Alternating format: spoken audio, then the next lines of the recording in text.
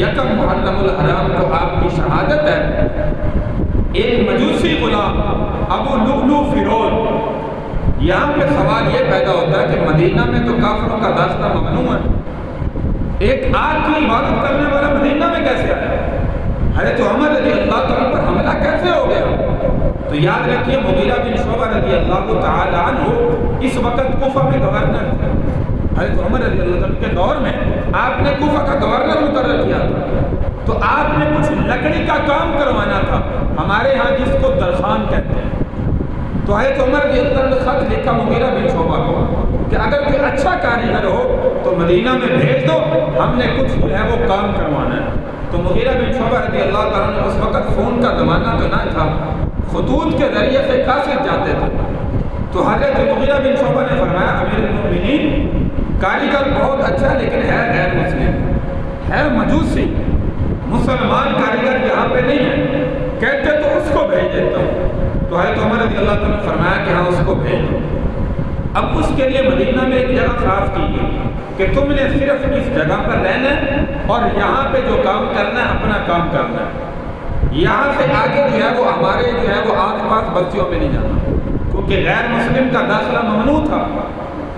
تو اس نے کہا جی ٹھیک ہے۔ تو حضرت عمر رضی اللہ عنہ نے فرمایا کہ تم کیا کیا کام کر لیتے ہو؟ اس نے سارے کام بتائے، کہا میں خنجر بھی بنا لیتا ہوں اور خنجر بھی ایسا بناتا ہوں کہ دنیا یاد کرتا ہے۔ حضرت عمر رضی اللہ عنہ نے فرمایا کہ مجھے بھی بنا دو۔ کہنے لگا آپ کو ایسا خنجر بنا کے دوں گا کہ ساری دنیا قیامت تک جو ہے وہ یاد رکھے۔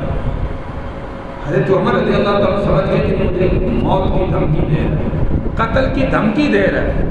حضرت علی المرتضیٰ شیر خدا رضی اللہ عنہ کو بلایا، فرمایا یہ مجوسی غلام مجھے قتل کی دھمکی دے رہا ہے۔ حضرت علی رضی اللہ عنہ نے فرمایا امیر المؤمنین ایسے کیسے دھمکی دے رہا ہے؟ آپ جیسے جو ہے وہ کافر ڈرتے ہیں، یہ کیا ہوتا ہے آپ کو دھمکی دینے والا؟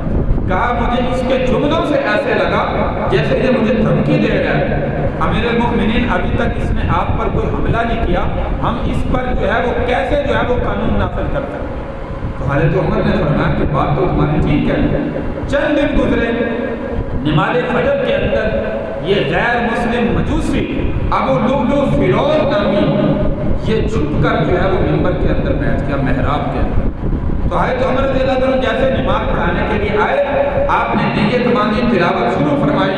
اس مجوسی غلام نے وہ زہر آلود خنجر نعوذ باللہ حضرت عمر رضی اللہ تعالی عنہ کے پیٹ میں پیوست کر دیا، جس کی تاب نہ لاتے ہوئے آپ گئے اور پیچھے سے حضرت عبد الرحمن بن عوف رضی اللہ تعالی عنہ کو آگے مصلی پر کیا تاکہ نماز مکمل کر سکے۔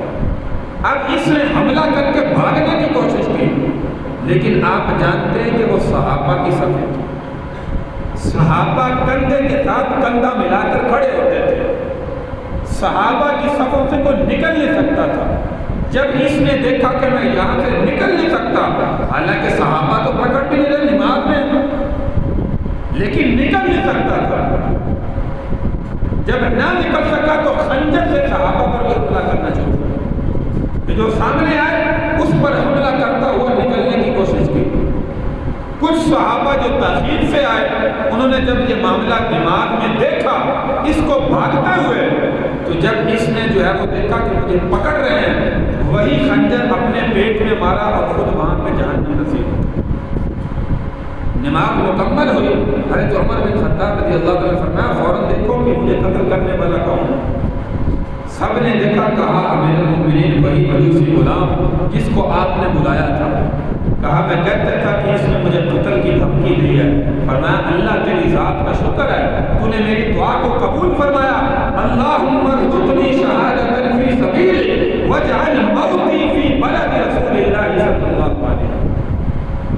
آخری میدان جہاد سے اس سفر سے جب واپس آ رہے تھے، حضرت عمر رضی اللہ تعالیٰ راستے میں قیام کیا اور تکیہ اینٹ، ٹوٹی ہوئی اینٹ کا تکیہ لے کر سو رہے تھے، آسمان کی طرف دیکھ کر دعا کر رہے تھے، اور یہ الفاظ زبان پر تھے اللہم ارزقنی شہادۃ فی سبیلک واجعل موتی فی بلد رسول اللہ صلی اللہ علیہ وسلم۔ اے اللہ مجھے شہادت کی موت عطا فرما اور مجھے اپنے نبی کے مقدس شہر مدینہ میں موت عطا فرما۔ یا اللہ تیری ذات کا شکر ہے کوئی مسلمان قتل کرنے والا نہیں تھا. جب مجوسی نے کیا تو مجھے اطمینان ہو گیا کہ اللہ نے میری شہادت کو قبول کیا. تو اب یہ 26 یا 27 کو حملہ ہوا، یکم محرم الحرام کو آپ جامع شہادت نوش کر گئے. کوئی بھی چیز پلاتے تھے وہ اس راستے سے، زخم کے راستے سے باہر نکل جاتی تھی. شہد پلاتے، دودھ پلاتے. اسی اثنا میں یاد رکھیں جو 2-3 دن گزرے ہیں امیر المؤمنین نے ایک نماز بھی نہیں چھوڑی. نماز مکمل طور پر ادا کرتے. تو جانے سے پہلے حضرت عبداللہ بن عمر اپنے بیٹے کو بلا، فرمایا جاؤ عائشہ صدیقہ رضی اللہ تعالیٰ عنہ کی خدمت میں اور جا کر کہو کہ عمر روضہ رسول میں دفن ہونے کی اجازت ہے. امی عائشہ صدیقہ رضی اللہ تعالیٰ نے فرمایا کہ بیٹا خواہش تو وہاں پہ میری تھی کہ میرا خامد محمد رسول اللہ شوہر وہاں پہ مدفون ہے، دوسری طرف میرے والد گرامی حضرت ابو بکر موجود ہیں. تو تیسری خواہش میری تھی کہ جب میں دنیا سے جاؤں مجھے یہاں پہ دفن کیا جائے. لیکن حضرت عمر کے احسانات اسلام پر اور مجھ پر بہت زیادہ ہیں، لہذا میں اپنے آپ سے زیادہ حضرت عمر کو ترجیح دیتا ہوں. تو واپس حضرت عبداللہ بن عمر پیغام لائے. آپ نے پھر فرمایا شاید میری زندگی کی وجہ سے حیا کیا ہو، جب میں وفات پا جاؤں، شہید ہو جاؤں، میری روح قبض ہو جائے، فرمایا اس کے بعد دوبارہ جانا، اگر اجازت دے تو روضہ رسول میں دفن کر دینا اور اگر نہ دے تو پھر واپس جنت البقیع میں دفن کر دینا. تو آپ جب جامع شہادت نوش کر گئے، حضرت عبداللہ بن عمر رضی اللہ تعالیٰ دوبارہ اجازت طلب کرنے گئے تو حضرت عائشہ صدیقہ رضی اللہ تعالیٰ عنہ نے وہی جواب دیا، فرمایا میں اجازت دیتی ہوں، اپنے آپ پر حضرت عمر کو ترجیح دیتی ہوں. آج بھی روضہ رسول کے اندر حضرت ابو بکر صدیق رضی اللہ تعالیٰ عنہ، حضرت عمر بن خطاب رضی اللہ تعالیٰ عنہ اور تیسرے نمبر پر پیارے پیغمبر صلی اللہ علیہ وسلم کی قبر مبارک موجود ہے. اور ہمارا ایمان اور عقیدہ ہے ما بین بیتی و منبری روضۃ من ریاض الجنہ، یہ جنت کا حصہ ہے. ایسا سمجھیے کہ یہ تینوں شخصیات جنت کے اندر آرام کر رہے ہیں، جنت کے اندر آرام کر رہے ہیں.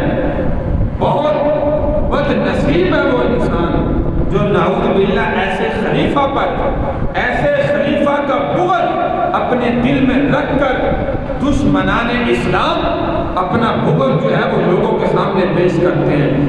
ایسے صحابہ رسول جن سے زندگی میں کفر کانپتا ہوا نظر آئے، جن نے ایران کو فتح کیا تو ایران کی عورتیں اپنے بچوں کو سلاتی ہوئی لوری دیتی تھی، کہتی تھی جلدی سو جاؤ ورنہ عمر آ جائے گا.